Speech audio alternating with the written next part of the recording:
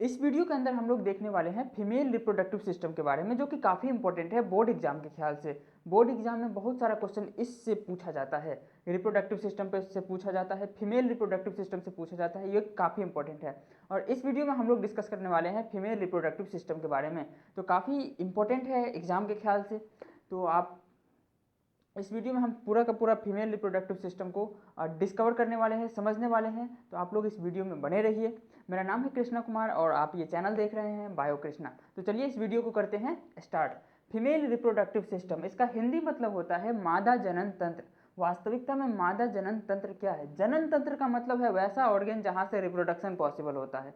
एक जनरेशन से जब दूसरा जनरेशन क्रिएट होता है तो कौन सा ऑर्गन इन्वॉल्व होता है? रिप्रोडक्टिव ऑर्गन इन्वॉल्व होता है। रिप्रोडक्टिव ऑर्गन बोले तो जनन तंत्र, मतलब कि जनन करने वाला अंग, रिप्रोडक्टिव ऑर्गन। तो रिप्रोडक्टिव सिस्टम समझना हमें केवल फीमेल का, कौन से फीमेल का? इंसान के फीमेल का, मादा की बात कर रहे हैं हम, ठीक ना। तो यहाँ पर ये हमारा जो फिगर बना हुआ है, ये फिगर से आप लोग अवगत होंगे, एक ना एक बार तो इसको जरूर देखा होगा, है ना। कभी ना कभी अपने बुक के अंदर उल्टा के इसे जरूर देखा होगा, है ना। वास्तविकता में ये वही है फीमेल रिप्रोडक्टिव सिस्टम। यहाँ पे हम पूरा एक एक करके चीज़ों को समझने वाले हैं। फीमेल रिप्रोडक्टिव सिस्टम कैसे हो, मतलब किस तरह से काम करता है वास्तविकता में। एग क्या होता है, ओवा क्या होता है, ओवरी क्या होता है, फैलोपियन ट्यूब क्या होता है, वेजिना क्या होता है, सर्विक्स क्या होता है, यूट्रस क्या होता है, इन सब चीज़ों के बारे में इस वीडियो में हम लोग देखने वाले हैं। तो आप लोग काफ़ी ध्यान से देखिएगा। और हाँ, इस वीडियो का नोट्स भी बनाना है। नोट्स बनाएंगे तो आपको ये याद रहेगा, इसलिए कॉपी और पेन निकाल के बैठ जाइए और नोट्स बनाना शुरू कीजिए। इस वीडियो को हम 1 बाय 1 समझेंगे, तो आप लोग ध्यान से इसे देखते रहिएगा। फीमेल रिप्रोडक्टिव सिस्टम में हमें ये सबसे पहले ये जो फिगर दिख रहा है, ये फिगर है फीमेल रिप्रोडक्टिव सिस्टम का। इसका नाम है यूटरस, इसका नाम है यूटरस, इसका नाम है यूटरस। यूटरस, आगे देखते हैं। फीमेल रिप्रोडक्टिव सिस्टम इतना है। हाँ, यहाँ पर सबसे पहले हम स्टार्ट करते हैं कि ये जो बॉडी पार्ट हमको दिख रहा है, इसका नाम होता है यूटरस। ये जो बॉडी पार्ट हमको दिख रहा है, इसका नाम है यूटरस। हिंदी में इसे गर्भाशय कहते हैं। इसके अंदर बच्चे बड़े होते हैं, मतलब छोटे से भ्रूण, मतलब जाइगोट से जो डेवलप होता है ना, एक सेल से जब धीरे धीरे हाथ बनेगा, पैर बनेगा, हार्ट बनेगा, ब्रेन बनेगा, है ना, स्किन बनेगा, बॉडी बनेगा, बोन बनेगा, ये सब चीज़ें बनने का जो निर्माण है वो 9 महीने तक यहाँ पे होता है। इसके अंदर बच्चा पलता है, एक तरह से समझ लीजिए। तो पेट के अंदर जो बच्चा होता है ना, मेरा नहीं फीमेल का, तो फीमेल के अंदर, मदर के अंदर, तो वो यहीं पे हो रहा होता है, वहीं पे वो डेवलप हो रहा होता है। धीरे धीरे पूरा डेवलप हो जाएगा तो यहाँ से बाहर निकल जाएगा। वो सारा प्रोसेस हम बाद में समझेंगे, पहले तो 1 बाय 1 हम इसका स्ट्रक्चर समझ ले। यहाँ पर जो हमें दिखाई दे रहा है ये पार्ट, इसे यूट्रस कहते हैं। और ये जो वाल है उसे वाल ऑफ यूट्रस कहेंगे, काफ़ी आसान है, मतलब कि गर्भाशय की दीवार, यूट्रस की वाल। आगे समझते हैं। यहाँ पर एक हमें ऐसा चीज़ दिखाई दे रहा है, एक ये और दूसरा ये, इसका नाम होता है ओवरी, इसे ओवरी कहते हैं। और यही है प्राइमरी रिप्रोडक्टिव ऑर्गन, क्योंकि यही बनाता है फीमेल गेमिट, जिसे हम लोग एग या ओवा कहते हैं। काफ़ी महत्वपूर्ण है, एग्जाम के अंदर ऑब्जेक्टिव प्रश्नों में ये आता है, तो आप लोग काफ़ी ध्यान से इस चीज़ को याद कर लीजिएगा। This is the primary reproductive organ of the female. Female का जो प्राइमरी रिप्रोडक्टिव ऑर्गन होगा उसे हम लोग ओवरी कहते हैं। जरा बताओ मेल का क्या होगा? मेल का टेस्टिस होगा। यहाँ पर ये चीज़ हमें समझ में आ चुकी है कि ओवरी होगा एक पेयर में, मतलब एक इधर एक इधर, 2 ओवरी होता है। ये चीज़ हमें याद होनी चाहिए। अब समझते हैं कि ओवरी जो यूट्रस से जुड़ा रहता है, तो यहाँ पे कुछ हमें स्ट्रक्चर दिखाई दे रहा है। इसका नाम क्या है? इसका नाम है लिगामेंट। लिगामेंट, लिगामेंट अटैच करके रखेगा ओवरी को यूट्रस के वाल से। ये हमें समझ में आ चुका है। अब हम देखने वाले हैं ये जो यूट्रस का है, उसके सबसे ऊपर वाला जो पार्ट होता है ना, उस पार्ट का नाम क्या है? उस पार्ट का नाम है फंडस। क्या नाम है? फंडस। ये नाम हो गया फंडस। आगे समझते हैं कि अब कौन सा इंपॉर्टेंट पार्ट है। अब आया सबसे इंपॉर्टेंट पार्ट, जहाँ पे फर्टिलाइजेशन का प्रोसेस होता है, जहाँ पे निषेचन की प्रक्रिया होती है, वो स्ट्रक्चर हमारा है फैलोपियन ट्यूब। यहाँ से जो है यूट्रस से ये जो एग को या ओवा को कलेक्ट करेगा, तो ये जो स्ट्रक्चर नली जैसा दिखाई दे रहा है हमको, एक इधर और एक इधर, इसी का नाम होता है फैलोपियन ट्यूब। ओविडक्ट दूसरा नाम है और फैलोपियन ट्यूब पहला नाम है। फैलोपियन ट्यूब या ओविडक्ट दोनों एक ही चीज़ होता है, ये चीज़ हमें पता होनी चाहिए। तो फैलोपियन ट्यूब के अंदर कौन सा प्रोसेस होता है, तो निषेचन की प्रक्रिया होती है, फर्टिलाइजेशन का प्रोसेस होता है। कहाँ पे, फैलोपियन ट्यूब के अंदर। अब देखिए यहाँ पे ये चीज़ें समझ में आ चुकी है, आगे देखते हैं। हाँ, यहाँ पे ये जो स्ट्रक्चर दिख रहा है हमको, ये पूरा पार्ट, इसे हम लोग कहते हैं सर्विक्स।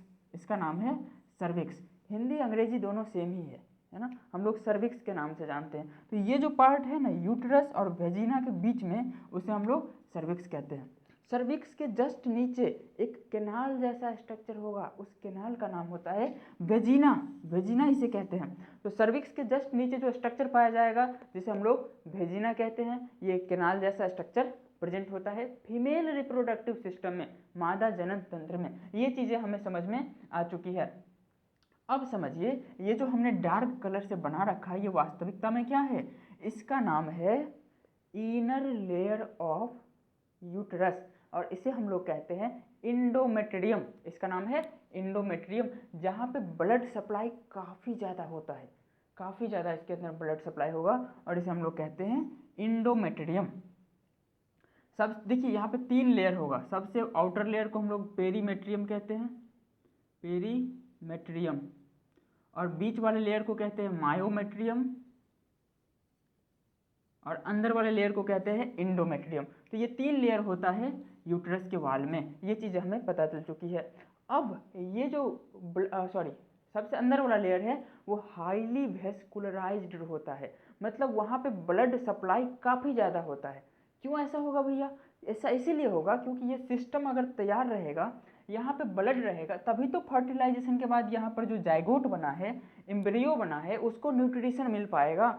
अगर ऐसा नहीं होता तो यहाँ पे ब्लड होने का क्या काम था, यही काम होता है, मेन रीज़न यही है, ताकि ये अच्छे से जो भ्रूण का विकास हो रहा है, जो फ्यूटस का डेवलपमेंट अंदर में चल रहा है एक सिस्टम के अंदर, वो उसको न्यूट्रिशन प्रोवाइड करे, उसको गैस प्रोवाइड करे, ऑक्सीजन प्रोवाइड करे, उससे कार्बन डाइऑक्साइड ले सके, इसीलिए यहाँ पे ब्लड सप्लाई काफ़ी ज़्यादा होता है। तो यहाँ से अगर किसी कारण से फर्टिलाइजेशन नहीं होता है तो ये सारा लेयर नीचे सेड कर जाता है, झड़ जाता है, जिसे हम लोग ब्लीडिंग के रूप में जानते हैं, जो कि मेंस्ट्रुअल साइकिल में होता है। मासिक चक्र या मासिक धर्म जो होता है उसके अंदर होता है। मासिक चक्र कितने दिनों का होता है, तो ये होता है एक एवरेज 28 दिनों का, 28 डेज का होता है मेंस्ट्रुअल साइकिल। तो ये चीज़ें हमें समझ में आ चुका है। ओवरी समझ में आ गया, इंडोमेट्रियम, फैलोपियन ट्यूब में होगा फर्टिलाइजेशन।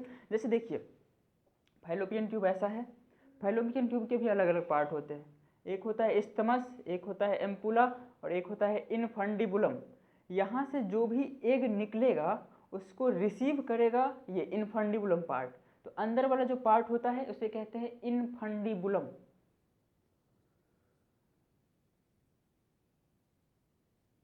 यहाँ पर ये चीज़ ने रिसीव किया, मतलब एग को यहाँ पे रिसीव किया गया। अब एग यहाँ पे आ चुका है।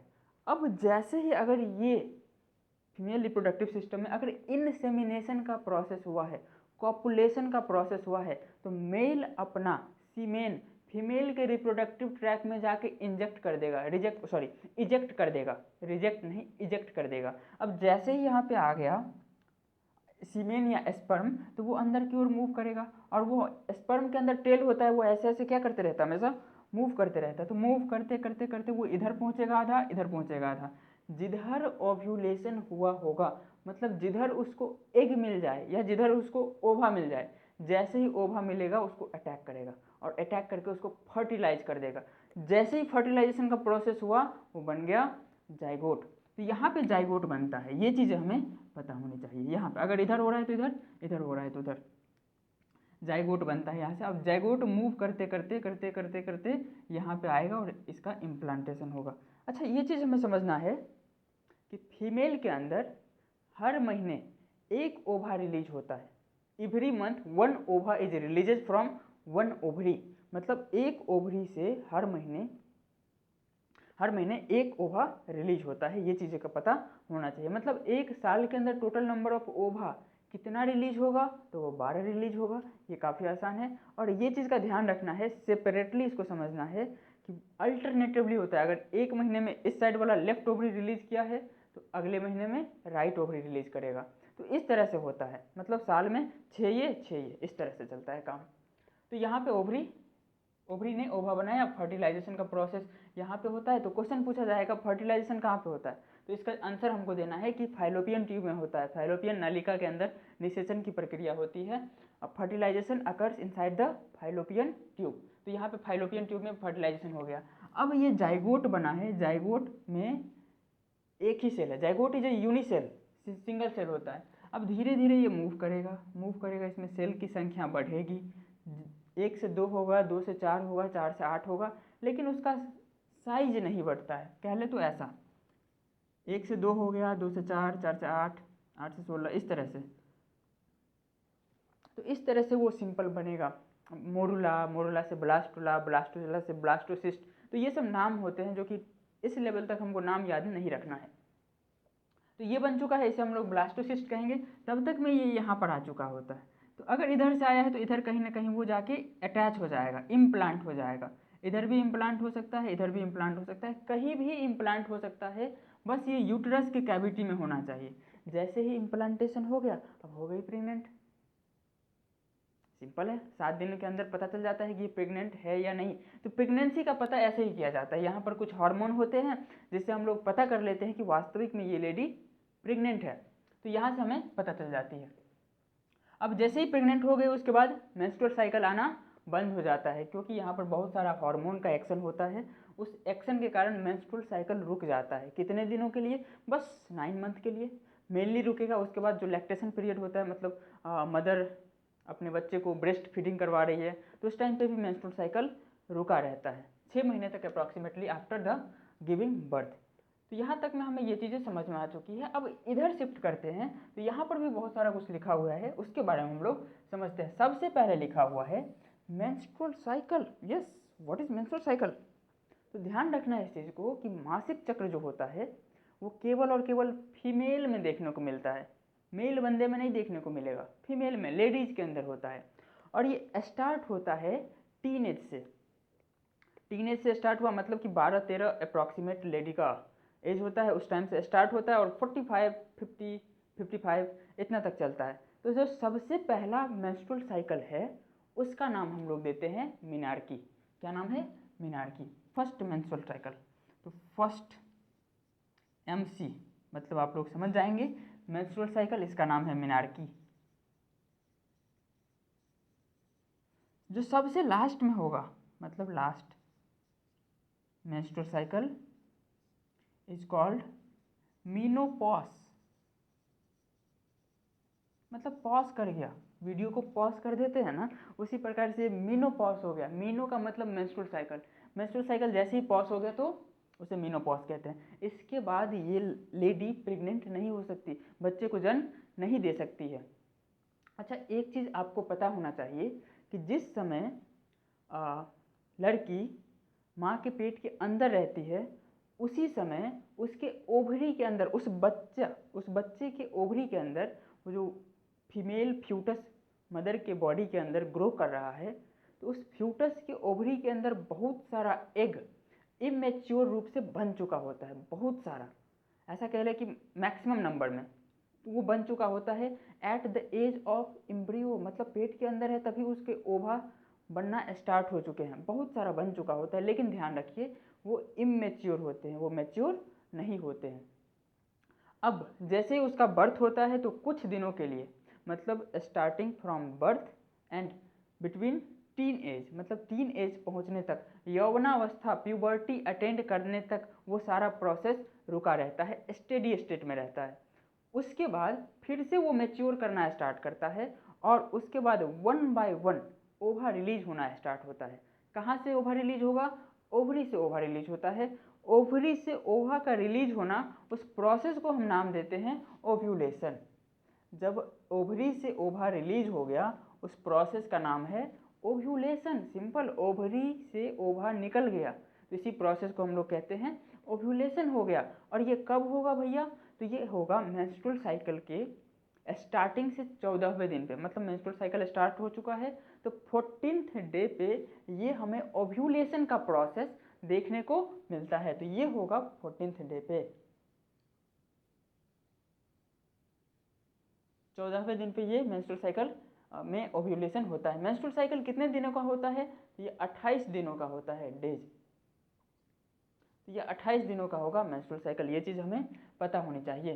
तो न्यूबॉर्न गर्ल के अंदर बहुत सारा ओवा इमेच्योर फॉर्म में बन रहा होता है, लेकिन भ्रूण के अंदर ही रहेगा, एम्ब्रियो जब तक रहेगा उसी टाइम पे धीरे धीरे मतलब कि वो न्यूबॉर्न हो गया तो वो रुक जाएगा प्रोसेस, मतलब सेल डिवीजन रुक जाता है at the age of puberty तक वो रुका रहता है। अब जैसे प्यूबर्टी स्टार्ट हो चुका है तो फिर से वो ओवा मैच्योर होके बनना, रिलीज होना स्टार्ट हो जाएगा, और जैसे जैसे रिलीज होगा ये मेंस्ट्रुअल साइकिल स्टार्ट होगा, और धीरे धीरे ये मेंस्ट्रुअल साइकिल पूरे यंग एज तक चलता है, और फाइनली एक समय ऐसा आता है जिस समय मेंस्ट्रुअल साइकिल केज कर जाता है, रुक जाता है, और वो टाइम होता है मेनोपॉज का, वो टाइम होता है मेनोपॉज का, और उसके बाद वो लेडी प्रेग्नेंट नहीं हो सकती है। ये चीज़ें हमें समझ में आ चुका है। उसके बाद हम लोग समझते हैं कि प्लासेंटा क्या होता है, व्हाट इज द प्लासेंटा। तो सिंपल समझिए प्लासेंटा का मतलब, प्लासेंटा का मतलब है ये जो ओवरी है, सॉरी ये जो फ्यूटस है, फ्यूटस का मतलब जाइगोट के बाद वो जो डेवलप होते होते धीरे धीरे बड़ा बन चुका है उसे हम लोग फ्यूटस कहते हैं। तो फ्यूटस और यूटरस के वाल के बीच में कनेक्शन होता है, कनेक्शन होता है, उसी कनेक्शन का नाम होता है प्लासेंटा। अब प्लासेंटा का काम क्या है, जैसे आपने बर्थ में देखा होगा कि जो छोटा बच्चा होता है उसका मतलब नाभि से लटका हुआ होता है वो होता है अम्बिलिकल कॉर्ड, उसी से अटैच होता है प्लासेंटा। अब ये प्लासेंटा का काम इतना होता है कि मदर के बॉडी से उस फ्यूटस तक, उस बच्चे के अंदर तक, मतलब बच्चे तक वो जो न्यूट्रिशन का सप्लाई है, भोजन का सप्लाई है, फिर ऑक्सीजन का सप्लाई है, और उसका जो वेस्ट मटेरियल है उसको रिसीव करना है, तो ये सब ट्रांसपोर्टेशन का काम हो रहा होता है, इसीलिए प्लासेंटा की आवश्यकता पड़ती है। तो प्लासेंटा बहुत ज़रूरी होता है। प्लासेंटा बहुत सारा हार्मोन भी रिलीज करता है, जैसे ह्यूमन HPL हो गया, ह्यूमन बहुत सारा हार्मोन होता है, जैसे HCG ह्यूमन कॉर्टिकोगोनेडोट्रोपिन, ये सब चीज़ बहुत सारा हार्मोन होता है जो रिलीज करता है, but it's not important for you, ये हमें याद रखने की कोई ज़रूरत नहीं है। तो बस हमें प्लासेंटा यहाँ पे समझना है। तो ये प्लासेंटा समझ में आ चुका है। हाँ, अब ये जो हमारा फ्यूटस है, मतलब 7 डेज तक आफ्टर इंसेमिनेशन अगर फर्टिलाइजेशन हो चुका है तो 7 दिन तक ये इम्प्लांटेशन का प्रोसेस हो जाएगा, मतलब आफ्टर 7 डेज इम्प्लांटेशन अकर, 7 दिनों के बाद ये इम्प्लांटेशन का प्रोसेस हो जाएगा, और धीरे धीरे ये ग्रो करना स्टार्ट करेगा। ये कितने दिनों तक अंदर में ग्रो करेगा, तो ये 9 महीने तक ग्रो करता है, क्योंकि हम लोगों को पता है 9 मंथ तक बेबी अपने मदर के बॉडी के अंदर रहता है, ये चीज़ें हमें क्लियर है। तो 9 मंथ तक इसके अंदर रहेगा। अब एक बात करते हैं कि सबसे पहले तो इतना ही बड़ा है, इसमें क्या पता चलेगा कि भैया कौन हो, राम हो कि श्याम हो कि पिंटू हो कि बंटू बंटी, कैसे पता चलेगा कि पिंकी है, नहीं ना पता चलेगा।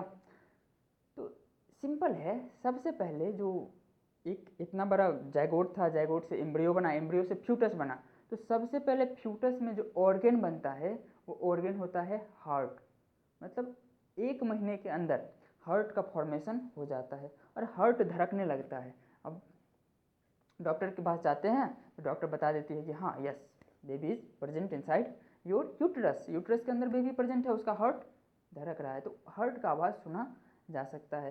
फिर उसके बाद 3 महीने के अंदर उसको मतलब लिम्ब्स का बनना स्टार्ट होगा, बोन बनना स्टार्ट होगा, तो ये सब चीज़ें होती है कहाँ पे, फीमेल बॉडी के अंदर, यूट्रस के अंदर, गर्भाशय के अंदर जो बच्चा का विकास हो रहा होता है उस समय यहाँ पे।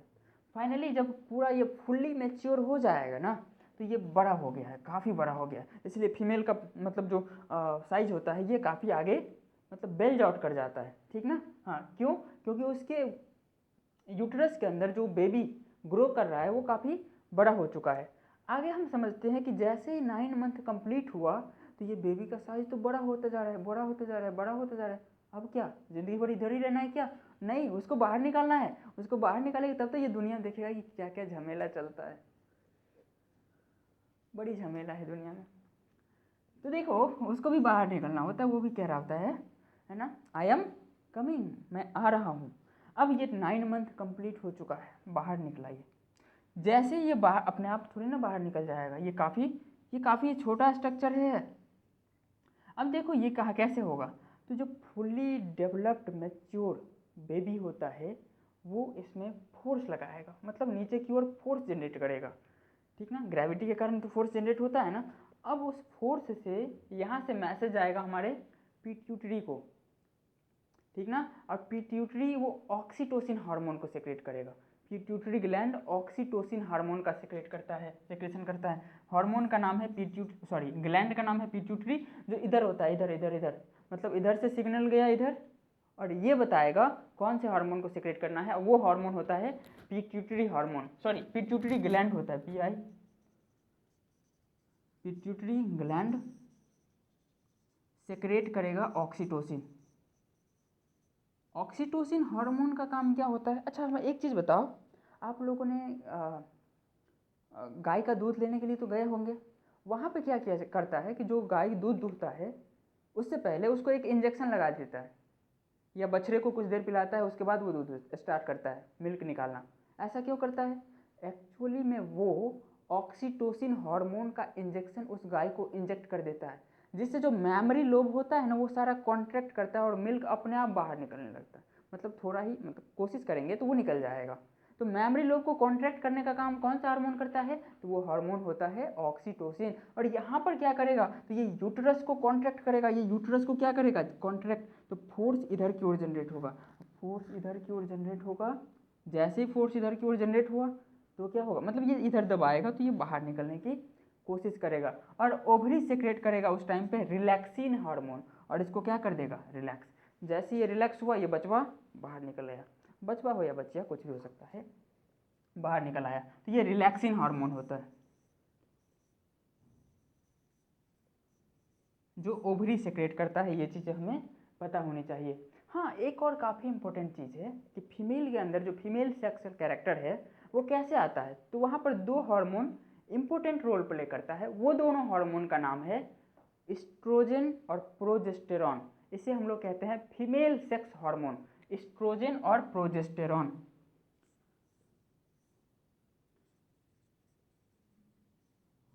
एस्ट्रोजन एंड प्रोजेस्टेरॉन, ये है फीमेल सेक्स हार्मोन। तो ये चीज़ें हमें अच्छे से याद रखनी होगी, फीमेल सेक्स हार्मोन। अब हम यहाँ तक में हमें लगता है कि सारा कुछ क्लियर हो चुका है।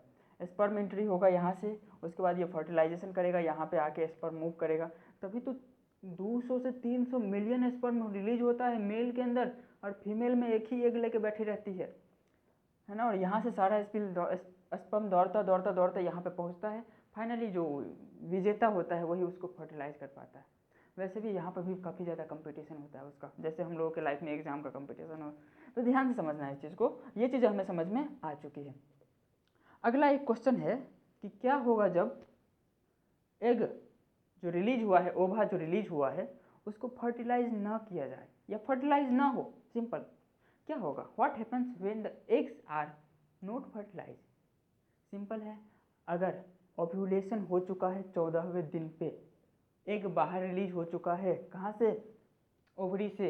अगर ओवरी से एग बाहर निकल चुका है और वहाँ पर अगर फर्टिलाइजेशन का प्रोसेस नहीं हुआ, मतलब इंसेमिनेशन या ये सब चीज़ें सिंपल, स्पर्म नहीं पहुँच पाया तो फर्टिलाइजेशन नहीं होगा। तो इस एग का क्या होगा? ये एग बाहर रिलीज कर दिया जाएगा। 24 घंटे तक तो अंदर रहेगा, एक दिन तक, उसके बाद ये बाहर रिलीज कर दिया जाएगा। देखिए ये सारा जो लेयर है ना, वो सारा लेयर सेट कर जाता है पूरा ब्लड के रूप में। 40 से 50 ml ब्लड रिलीज हो जाता है फीमेल वेजाइना के थ्रू, यहाँ से वो ब्लड रिलीज कर जाएगा, सेट कर जाएगा। तो ये महीने में एक बार होता है, ये 2-3 दिन तक प्रोसेस चलता है, तो ये रिलीज हो जाएगा। उसी के साथ साथ और फीमेल में थोड़ा सा ये डिस्टर्बेंस होगा, वीकनेस, ये सब चीज़ें, but that is normal. Simple है। तो ये इस तरीके से होता है। अगर वो फर्टिलाइज नहीं करता है तो वो एक दिन तक वायबल रहेगा, मतलब फर्टिलाइजेशन करने के लायक रहेगा, और उसके बाद ये धीरे धीरे सेट कर जाएगा एट द मतलब 14th डे के बाद ऐसा प्रोसेस होने लगेगा। फिर से ये अपने आप को तैयार करेगा, जैसे ही सेट कर गया तो फिर से अपने आप को तैयार करेगा कि फिर से भैया ओवुलेशन करना है ना, मतलब यूट्रस को तैयार करेगा पूरा का पूरा। मतलब ये प्रोसेस चलता रहता है, ठीक ना। तो यही थी इस वीडियो के अंदर female sex hormone, oestrogen, progesterone, pituitary gland से ऑक्सीटोसिन सेक्रेट होगा जो इसके यूट्रस को कांटेक्ट करेगा, बचवा बाहर निकल जाएगा। मीनोपॉज कहते हैं लास्ट मेंस्ट्रुअल साइकिल को, मिनार्की कहते हैं फर्स्ट मेंस्ट्रुअल साइकिल को। 28 दिनों का होता है। हार्मोन सब बहुत इंपॉर्टेंट रोल प्ले करता है। फ्यूटस हमने समझ लिया, फर्स्ट मतलब पहले हार्ट बनता है, चलो इन्फंडेबुलम, ये सब सारी चीज़ें क्लियर है। तो इस वीडियो को हम लोग करते हैं यहीं पे समाप्त। आप सभी को बहुत बहुत धन्यवाद, आपने इस वीडियो को पूरा देखा।